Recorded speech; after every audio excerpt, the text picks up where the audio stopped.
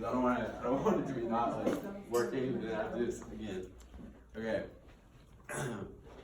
My name is Hicklin, and for this past school year, I've been working at an apiary.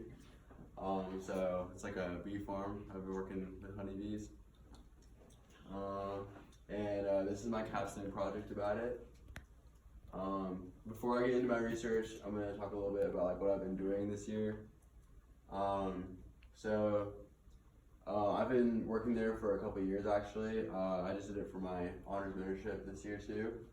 And I fill the jars of honey and everything. And every summer we collect the honey from the hives. So what we do is we go in. Here we have pictures actually. Those are our hives, and then we go in and there's like racks of full honeycomb that we take out, and and then that's where we get our honey from. And we do that like every summer, and then I also have to feed them. We feed them sugar water because we take some of their honey, so we have to substitute it. And so we mix sugar and water in this big 5-gallon bucket, and then pour it down these feeding tubes in their hives. Yeah.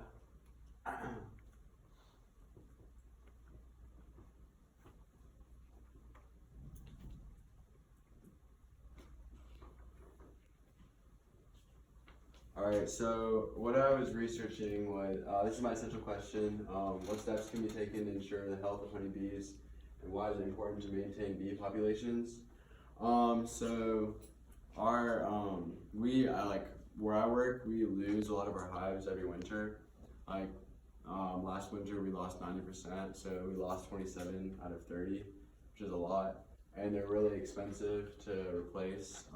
It's like $150 per hive. So for all the hives we replaced, it was like $3,000, just for the queens and the bees that we bought. A lot of people don't know this, but honeybees aren't actually, they're not locally sourced. They're not native to North America, so you have to purchase them and they have to be shipped. Because honeybees are different than we have 4,000 species of wild bees in North America, but that's not the type of bee that most traditional bee apiarists, bee farmers use. So anyway, yeah. So I found a statistic that 44%. There's a 44% decline in the overall bee population between 2015 and 2016. That's really bad because bees play a really big role in pollinating trees and plants. In addition to other animals and insects that do that.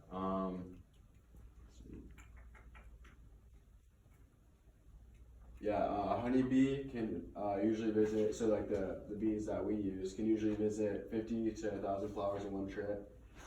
So if a bee takes 10 trips a day, a colony with 25,000 forager bees can pollinate 250 million flowers in a day. So that's why it's really important to maintain our populations, or our bee populations, because if they're dying off, that's a huge part of what would be pollinating these trees and these flowers that aren't getting as pollinated anymore.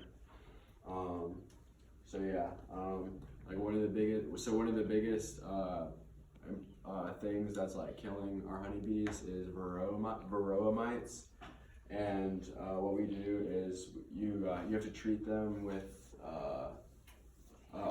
oxalic acid.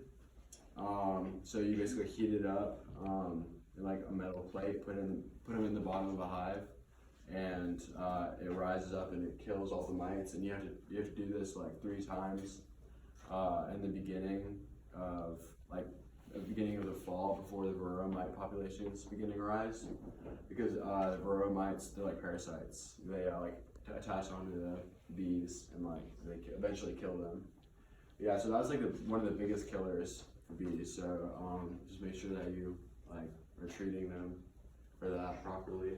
And also your hives, the hives need to be insulated, and we can't open them during the winter or anything, because that would kill them.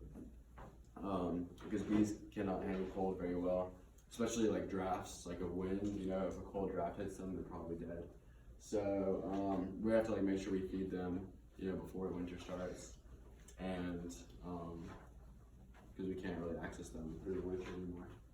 All right, yeah, that's good. You can turn it off.